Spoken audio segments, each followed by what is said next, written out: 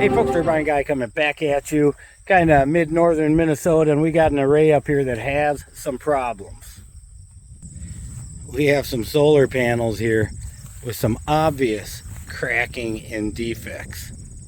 Now, while one was easy to get at here, we had 3 up right there, so we had to take those out, and now we're getting these out too, so we can get at that third one up there that's got an issue. The hard one to get at though is going to be the one second from the top here that's damaged. We're going to have to climb all the way up to that one.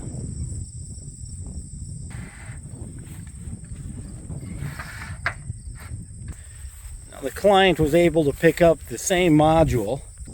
We have Trina Solar 255s. And the new modules are Trina Solar 255s as well.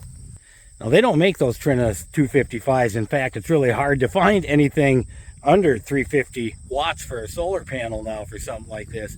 So my client got on eBay and he bought himself a bunch from a wholesaler supplier who had them sitting around. But the real key is to get the solar panels that fit right in the exact same hole that's there. So this is easy to do and everything gets back together nice and tight.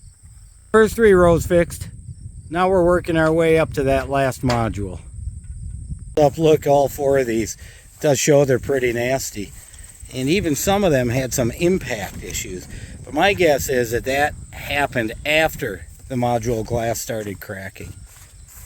And this guy, he's got 2 little impacts. Now the client is happy, his modules are replaced. Made our own little square pattern as we replaced it. From what I understand, this guy couldn't find anybody to come out help him, because that's how solar companies are.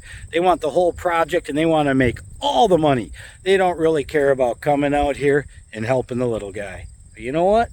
The Turbine Guy does. Turbine Guy signing off.